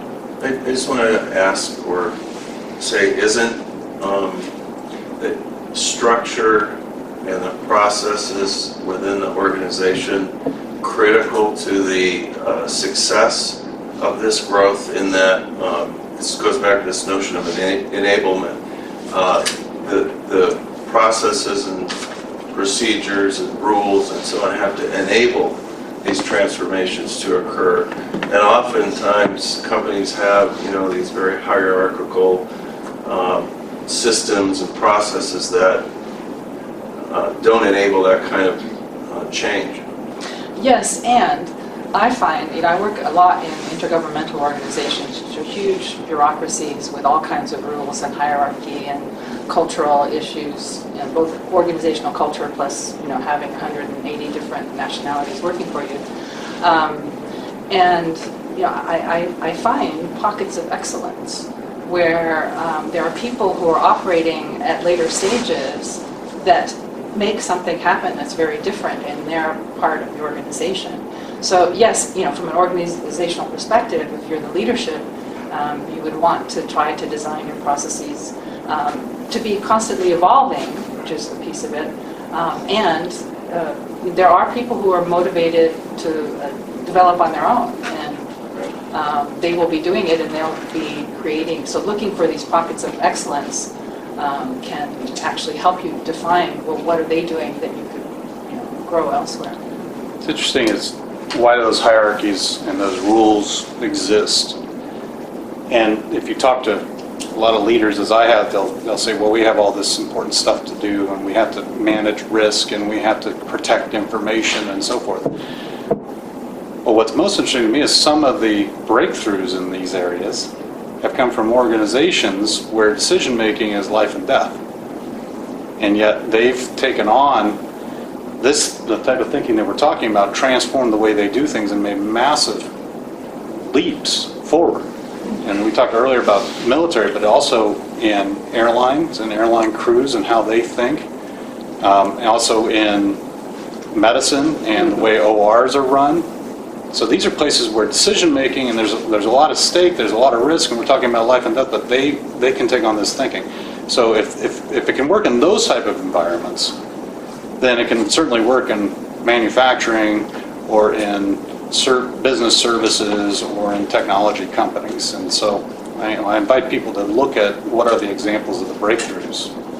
Yeah, I have a couple of comments along this line I think adding on to what you're saying, David, is that a lot of the times in those life and death environments, healthcare, military and such, they recognize that if they don't make the changes, they're going to die. When I worked at the FDA, our center director always had a criteria for how serious something was.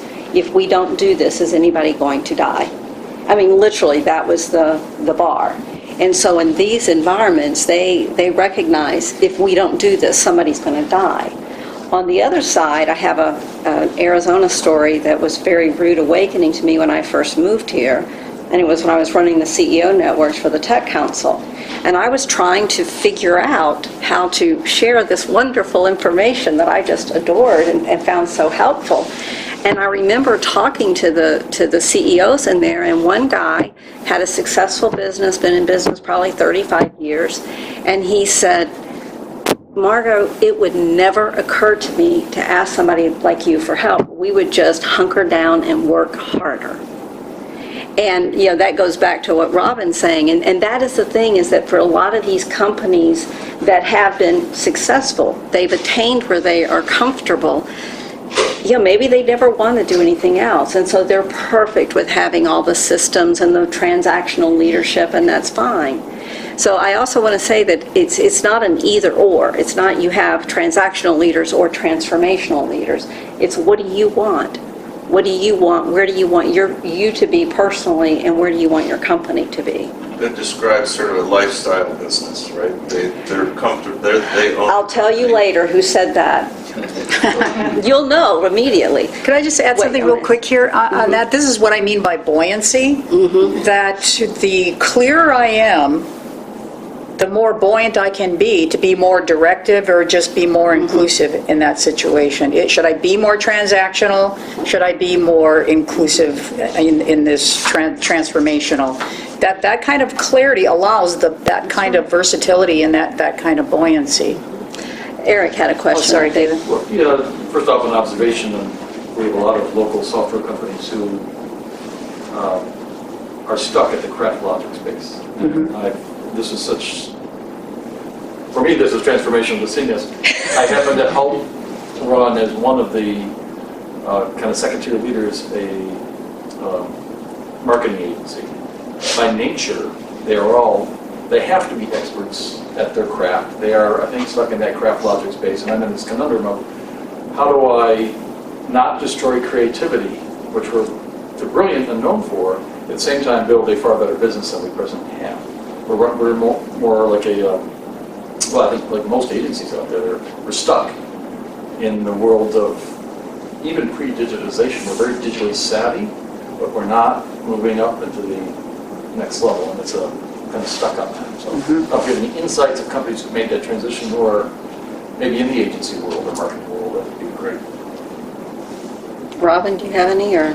Well, just the thought that comes to mind is with people who have that craft logic and who are very creative, because not all people in craft logic are really creative, to actually use that avenue to go in, an interest in creativity, and have them work with people who come from totally different environments in a creative space, so that they start to see how differently other people work. Having them even work more closely with customers or clients, or that would be a starting place, and I've done that with a few teams, of having them just to break out of their mindset to see that.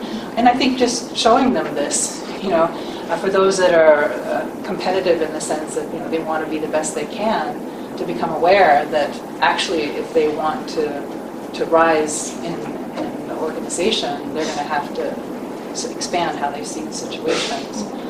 And some people don't want to. I find that there's some people that are at this level and this is what they love and this is what they want to do, and they don't want to worry about the effectiveness or the system or the outcomes. And so one answer too I have, Eric, is that the leadership, a lot of the people who are doing the work, maybe you might want them there, but do you really want to look at the leadership, because the direction that the company is going or wants to go is how can they do their progression through. So, did anybody else have anything else? I think I had another question over here. I'm sorry. Did you have something for Eric? Move on. Okay. I'm just thinking about the what ifs. A little casual reading over the weekend says we've got category disruptors and there's so much change and you're going to get left behind. And it's got me thinking, this reactionary environment of anyone who wants to survive or be future forward would need to probably say, wow, we need to partner with a digital company, or we need to jump 5 levels. What do you see as the pitfalls to that? Is it a scramble out there? Is it just, okay, it's going to die down after a while and there's an open opportunity for companies to really capitalize on matchmakers or people who can guide them through this process? It's going to be a whole different environment, but besides being reactionary, how do you see controlling getting these companies so that they're not with the wrong partners, or they're not jumping over their ability of their employees or their missions, or how do you unravel the panic that's going to be out there with people who think they need something, they're just not sure what? I would just say a quick thing, building on what Karen said earlier about the clarity. And the first thing is if we're in a reactive mode, and the research on the levels of development also substantiates that, is that people who are at later levels actually don't react. So they have a center. There's a somatic practice. There's a way when they notice that they feel reactive, that they can, through practices, all different kinds of practices, Aikido is a really good one, they actually can center and not react and choose. And I think that for me is the first thing that comes also with later, but it's a chicken egg thing. So people at earlier levels can start to use those practices to have that moment of centering before, so that they choose and don't react. That's some casual reading you're doing now. That's Future business. Puts you to sleep. Catch up. Yeah. But I just wanted to add that I think part of what we're seeing now is that there are more people like Margo, like the BTI, that are popping up, and I'd say in this area, and there's there's a challenge in the fact that we need to bring this to the Southwest more, this type of thinking, because I think a lot of the approaches that we encounter are people who are still somewhere in the middle here. And that's really the goal of what this type of stuff does. If they're in this point where they're panicking about it, that's probably a good thing. That's generating some energy. The quick and the dirty is energy is what is going to happen. You're going to expel energy somewhere. So the idea is where do you spend that energy? If you spend it in the wrong place, you end up in that chaotic mode, which is what you're describing. If you spend it in the right place, then you set up the systems and the ability to absorb and compete in that type of environment. So that's why Margo does what she does. That's why the BTI is being established, is to help organizations find their path. And we've said before, it's not one path. It depends on the organization and what they want to be. Yeah, I'd like to build on, just quickly before I lose my train of thought, I'd like to build on that, just in terms of the clarity and the nervous system. You know, when you're reading that, doesn't like the nervous system just go wild, like it's all wild out there. And really, this is an amazing period of time in terms of really knowing who you are as a company, as a leader, as a human being. Who are you? And what is your human existence? This is really talking about the new evolution. This is about who are we as human beings when all of this is going on, because we can make choices. And just a very quick little anecdote, because I think this has been happening, it's been in the research since the 80s, but I'd say in the last 10 years, this is exploding. This approach to leadership and organizational development, this is it, to really start working on that more personal dimension. At part of my lifetime, I was invited to be part of the National Academy of Science, a research project that was looking at the state of neuroscience in the next 20 years. And as a year project, I was with them. We were looking at what we've learned in cross-culture communication. How can we just be calm, notice, observe, and not use our filters? Because the whole process was to find out how can we read others' minds. And scientifically, we cannot. We really don't know how to read others' mind. But in terms of how special ops teams how can they observe better?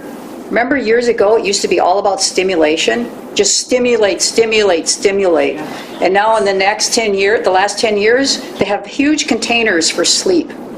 And it's absolutely critical. If you're going to be a high performer on the battlefield or in business, you need to have sleep. I mean, just really simple human nervous system, brain functioning questions are being called for all of us to pay attention to today, to just make responsive choices. And I think, Robin, that's what you mean about mindfulness kinds of practice. We all have different ways of calming our nervous system, our somatic nervous system. Which is why after this, we're all going to take a nap together. Yeah, right. Look, see. Just a point on what David was saying. I think a good analogy is in the 80s, people thought it was the end of the world because the Japanese were out competing us, right? So we reacted to that by learning from the experts and applying Six Sigma and 5S and Kaizen and all these productivity and efficiency developmental activities. And as a result, we, 10 years later, we're competing equally with the Japanese. It's sort of the same thing.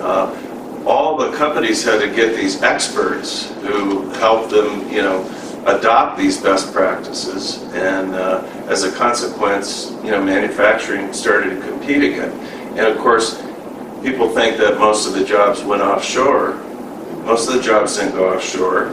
The companies are much more efficient and productive than they ever was because of that revolution. And I think we're entering a similar age where folks like you will be required by companies to be able to make adapt to this new world we're all in. Dawn had a question a moment ago. Yeah, that was kind of where I was going with Karen, because you talked about the whole systematic approach, not only as an individual but of the companies. Yeah. I think there is a way to have that aha moment without going through all those stages. I mean, I know you have to in certain ways, but without being that rules-based click, click, click. And how do you get companies to have those aha moments as a group with that introspective, with all the fears out there, with the quickening of time, with the fourth industrial revolution, with Internet of Things and sensors, and to really do, Karen, what you're saying is to take a step back. In my most recent contract, we were dealing with reaching out to small to mid-sized companies to encourage them to export, reach to other markets. But there's many companies out there that they just don't want to. You know what I mean? Because they have their family business. Maybe there's 30, 40 people. They have a family. They don't really want to be part of that, which is fair. That's their business. Yeah, that's clarity of choice. Yeah. Just be clear about the choice. Exactly. Yeah, right. So I guess my question to you is, do you think it's possible not to go through and you drop in all the steps and have those moments and get there quicker as an organization? Come on, we want to jump stages. I'm not arguing with it. I was wondering, It's just a wish, a yeah. new way of looking at it. Right. Transcendentation. I'll throw my Right. magic wand out. Okay.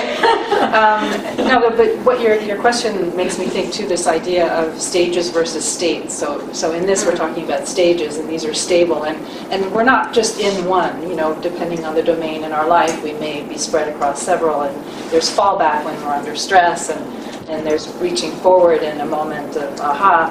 But the idea of states versus states, anybody can have any of those states given the right experience. And so in an organization, you're right, you know, by doing certain kinds of retreats, for example, where people actually come to understand the colleagues they've been fighting with in new ways, they have this state moment of being at mutuality and you know, looking at a common cause. And so the problem is that it's a state, so it comes and it goes, you know. And so how can you create more of those moments? And how can you have practices that, you know, allow that? And then the actual company, the numbers change because this is all theoretical in a sense, but that, you know, maybe if you have, you know, 2%, 3% of people at the, you know, the most valuable principles, and you know, another 7-8% at the relativism. That could be enough to turn the company, to create the culture, to keep these moments of states, you know, going. And those numbers might shift depending on who you talk to, but you don't need to have an organization that is 100% post-conventional. Actually, I don't know if anyone exists and what that would look like, but so yeah, I think that those moments of ahas, but one is not sufficient because it's a state that fades. Any other questions? I know we were scheduled, we have this until 11. I planned on ending about 10:45, but it's getting hotter out, and I don't want to keep you longer than we need. We have about another 15 minutes or so of stuff up here. So before we do our stuff up here, what other questions do you have? You haven't asked one question, and I can read your mind. Thank you. I had a question earlier, but I think David answered it already. I can just reiterate. I think you kind of alluded to it. Perhaps I can ask it again. I'm a tech freelancer, and I do work. I usually get invited to companies to come and help, and I hear things like innovation a lot, and we need to change things up. You know, how can we have a technology strategy in place? We don't want to be focused on the day-to-day stuff a lot. And usually when I enter an organization to help them out, it's usually not me that brings innovation. It's usually somebody that's in the field, that sees things, that knows things, that understands things better. How can we ensure that bottom up, that we have leaders in the organization that, I mean, I have my own style of doing it, but I wanted to hear from the experts of, are there better ways of doing that? Well, I don't know which ways they do it, so it depends on how they do it today. I can tell you the experience that I had. and that was really we had to create the connectivity. This is the right way of looking at technology, is understanding what you want to do and then finding the technology to do it. We had people all over the world that can contribute to what we were going to do, and we had to connect those people. So that was really the first step that we took, was making sure that we could get their ideation, we could track their ideation, they could see it, they could share it, that sort of thing. And the other thing we had to do was create a sense in the leadership that this was the right way to go, and not, what always held me up was the pet project from the CEO or the CFO, that probably didn't make any sense, but you ended up spending 2 years on it anyway because that's where it came from. And I got a little bit tired of spending when I knew the answer within a first month, and I still had to spend 18 months just to walk through it so that we could do it. So we created a program for collecting all the ideas, having the ideas scored based on our strategy and where we wanted to be and all that sort of stuff, but also pushing the decision-making into not just the field, but in the divisional organization so that they could experiment with what they were doing themselves. And then once it worked for them, then we would find those ideas and escalate them to the next level. And then if it worked at that level, then we would escalate them to the next level and grow them that way. When we did that, we went from having a cycle time, by the way, of somewhere around 2 years for an innovation, if it actually succeeded, and we had very few of those, to having something launch almost every 3 months. So, and we had so many more. Now, they were smaller innovations, but somebody mentioned evolution earlier. Evolution occurs in 2 ways. If you really read the science, and I've tried it, and I'm not going to pretend to be an expert in it, but this is my understanding of it.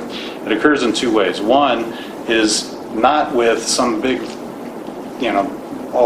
we're going to move from here to here. It's lots of little innovations happen until it reaches a tipping point where now suddenly there's an evolution.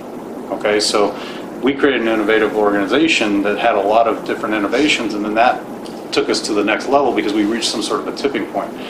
The other way it happens is when there's a change in the environment, and then that requires a big change. So that would be an equivalent of having a big disruption in the environment. So we assumed that both would happen, and we tried to create an environment that allowed for both of those. But the key was all these little innovations that were happening everywhere that are just building on each other, and then suddenly we made a leap. We finally took a bunch of them and put them into one new business that ended up generating in its first year, I think, almost $200 million. It wasn't that we thought of the new business, it was actually that we took all these innovations, put them together, and said, that's a new opportunity, and launched it. So that was our big leap. Does that answer your question? I have just one more comment. He may have said this, and I'm not sure exactly what you're talking about, but it also sounds a lot like a switch in terms of we come up with the product and services, but how do I act like an anthropologist and just observe my customer, and how do we basically find what is the experience they want to have with us, not so much the product and service, but really have a conversation about the experience they want to have. So it's almost like taking what the experience the client wants to have, and then we can help co-create what that experience would be, and just really cut down that innovation and product development stage, because it's very specific to what the customer experience is. Are there any, what product development paradigm do you favor? There are lots of books out there, and techniques and so on. I'll be honest, I haven't gone out and said, this is one that I like. We try and look at the situation and develop it. Now, the one I've really become a fan of telling stories about is the Pixar model for innovation, mostly because I'm a movie fan. And when I first started thinking about product development, I started thinking in terms of how movies are made and selected and so forth in that process. And then Pixar turned that on its head in terms of how they started producing high quality. Almost everything they were doing was high quality until Disney took them over, of course. But their model of this, it's called a fractal model, where you're essentially, which is funny because they took their technology that allowed them to produce such high quality movies, and they turned how they use that technology into also their innovation method, which is a fractal method of the same thing. Little innovations that then they have kind of a central body that says this is the framework under which we want to innovate.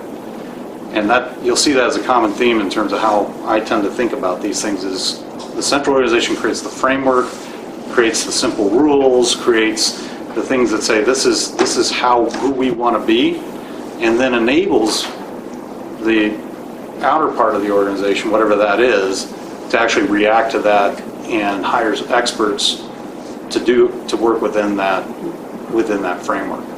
And that's a short and simple view of how I see how Pixar does it, but I really like the way they've turned it on its head and produce high quality almost every time. Okay. What other questions do we have out there? How do you think better? Just for yourself. Sleep. Yes. You mean how do we think? You mean what is the outcome, or what do we do to think better? What do you do to think better? I'll leave it answer that one, okay? Is I think that really it is, as you learn through this, but thinking, it's a combination of the neuroscience and understanding how we work overall. And the way I tended to get there was through meditation and yoga, and learning about this and having the noticing. I think one word that I say more than any other in my coaching a lot of the times is noticing. So I think really it's the thinking is by getting out of your own way and recognizing that the front of your brain is not the only part that is involved in thinking. Can I throw something out there? I would say assume you have assumptions, as we all do. And we actually don't have assumptions, they have us. Until we can take them out, and this is a big developmental shift, is anything that you can take from subject, meaning it has me, to putting it out and looking at it, and turning it around and reflecting on it. So, to any time you're thinking about something, it sounds kind of negative, but, where am I wrong about this? What if I'm wrong about this? How might I see this in a different way? Just to ask yourselves those kind of questions. And look for something and don't stop until you find something where you're wrong, because you are only ever partially right. And I think that can help change the quality, and to have team processes that do that, and have specific questions that in an organization you often ask each other. They can challenge. And it normalizes the fact that we don't have to be right all the time. And that we just assume as human beings we are not. I don't assume that I'm a great thinker, first of all, so it's just, I just try and, I'm a bit ADD, so I have strengths and weaknesses, and we all have that. So my strength is that I can kind of vision things, and then I had to learn how to communicate to people, because I think there's people who are builders and people who are architects, and you have to learn how to communicate with each other. So it's really about communication. The only time I really thought about how I think was when I encountered George Lamb. And George's methodology, which was fantastic, was when we were all creative. It's about creative thinking. We were all creative when we were 4 years old. And he shows that there's actually a study that shows how people's evolution started limiting, as they grew older, that started limiting their ability to think creatively. So his method that we actually do apply at the beginning of any kind of ideation session is to essentially transport yourself back to being 4 years old again, and think and try and get rid of all the things that are encumbering you from thinking creative. All the things that you've learned tend to be the things that are holding you back from being creative. And so George taught me that, and then I've actually, by applying that with clients, have, when I'm really having an issue, I just back up and I say, if I were a kid, what would I do? So, but, I think people have different strengths, and learning your strengths and knowing your strengths and applying your strengths, but then going back to your childhood, think creatively. George did a longitudinal study in the 50s that found that kids that are 4 or 5 years old, about 98% of them are at the genius level of creativity. Yeah. And when we become adults, roughly at the age 20, that inverts. only 2% of the population is left being creative. And the rest of us, unfortunately, K through 12 education wrings most of it out of us because you can't draw outside the lines kind of thinking. So that's one way, is to think you're a kid again and don't put any filters on. Just think creatively. Yeah, I love your question. I don't think that question gets asked enough. I think it's interesting, a question you could ask everybody. And it's interesting because I've always believed that our belief systems and our emotions and our sense of belonging and a sense of purpose has been, I always thought, was driving our decision making, that nothing was objective. And I went through a very rigorous graduate school program that tried to make everything objective and everything is cognitive, everything can be thought of, everything can be planned. So those were the sciences like 25, 30 years ago. And now the sciences are showing us it's emotions that drive decision making. And that sense of health and this, a whole human being, now that we understand scientifically, even though the ancients have told us forever, that our belief systems drive our decision making, now we have the science to show that paying attention to your emotions and how you're somatically feeling, that is going to create optimal thinking, clarity in our thinking. So I tend to really pay attention to, if my thinking is foggy, then I must be out of alignment somewhere in all the other parts of my system. So yes, I would take a nap. Take a nap. Yeah. Take a nap, notice, and be curious, right? Everything in kindergarten. Right. And go back to 4 years old. Okay, I'm going to, unless there's any other questions, that you have one more? Just comment, I really love the clarity this entire panel has. Many times when you're in discussions like this, the language separates the people who are listening, but I think I got more out of this hour and a half than I would have imagined in a week. So thank you very much. Appreciate it. Thank you. That's our goal. So with that wonderful thought, what I'm going to do is I'm going to tell you a little bit about the Transformational Leadership Program, and then each of my panelists is going to leave you with a morning takeaway. Okay? So the program, as I said, it started because Steve was wanting to do something more for his members, and so we've developed this Transformational Leadership Program. It is designed for executives and senior leaders, the people who really are the ones that are going to be making a difference in your company or in their company. It is a 6-month program. There's 11 days of classroom. You have a module, there's 5 modules, and so you have them about every 5 weeks. The first module is 3 days, and it's called Advanced Personal Leadership, and it's really interesting. Part of what Robin was talking about with the noticing and the assumptions and what is your truth, and do you have the story or does the story have you? It's a very in-depth 3 days, and our faculty for that comes from Georgetown program, and I bring him out to do that. It's a fascinating first 3 days, really making you question and see things differently. The next module is about communications and relationships. And in this one, we do get a little bit into how your brain works, into the neuroscience of it. And we also work with communications. We work with fierce communications and really learn how are you saying what you think you're saying. And I find that one, I find all of them fascinating, I should just say that. And then we talked about some of the things you can do for development. At the end of that module, they get the results of their 360 assessment. That is a different kind of 360 than talking about how well are your behaviors or how are your competencies. It really assesses how you see yourself and others see you in the reactive, which is operating in those conventional stages, versus the creative, which is operating in the later stages. And it gets the most intense response from any type of 360. I've had people, this will scare you away, that it's taken them a month or so to get over what they saw there. But then they realize that, oh, that's how I was showing up all the time, and I never knew it.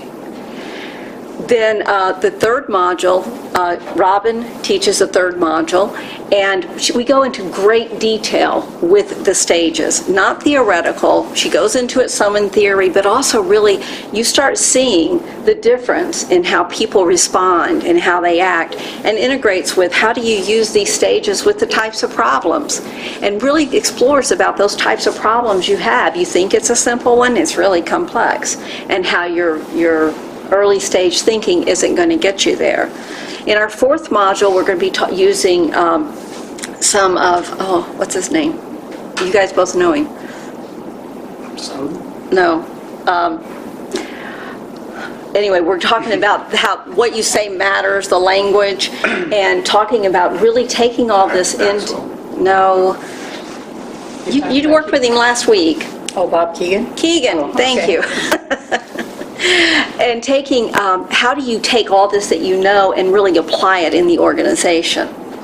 Now, one thing that goes throughout this is at the beginning you will identify a leadership challenge. And we take that challenge throughout the course of the program. So as we're talking about conversations, as we're talking about stages, as we're talking about organizational changes, you're working that through, and then in the final session, you actually present your challenge to a panel of executives who are, and Steve was on the panel last time, we hope he'll be there again, and they'll give you feedback, because you've been in this cocoon of growth.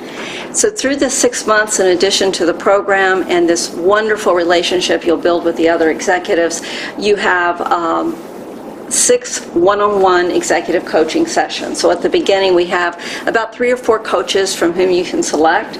You select the coach you want to work with, and you'll be working with them one-on-one throughout to help guide you through. So it is a very transformational program, and I have to say right now there is nothing like it here in the Southwest. You could go to Silicon Valley, or you could go to Boston or DC, or you could go to Europe and find such programs, but this is a fascinating one. So I left a brochure there. Applications are being accepted through November 6th for the program to start in January. Okay. I think if I could add, for those of you who are in organizations who really feel that the leaders that you work with and for could use something like this, please pass the information on. It may improve your own life. Good plug. Very good. Okay, and I'm going to use that one all the time. Okay, and so what's our morning wrap-up? Robin, we'll start down there with you. Yeah, I think Karen's mentioned human existence, and so how later stages are more sociocentric, and I think I'd like to take that one step further and use something from Martin Buber, who I think was Austrian, maybe German philosopher, and that's the idea of I-it relationships versus I-thou relationships.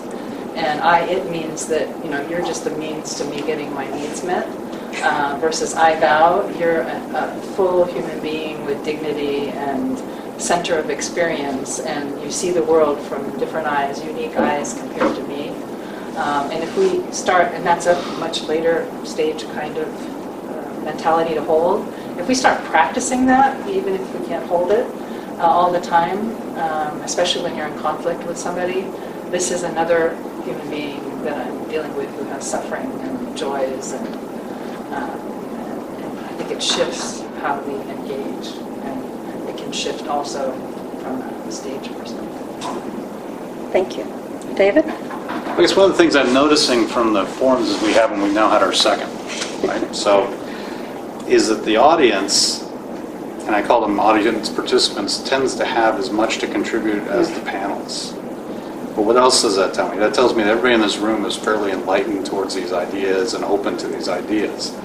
The challenge is how do you get the people who really need to be open to these ideas and all this? So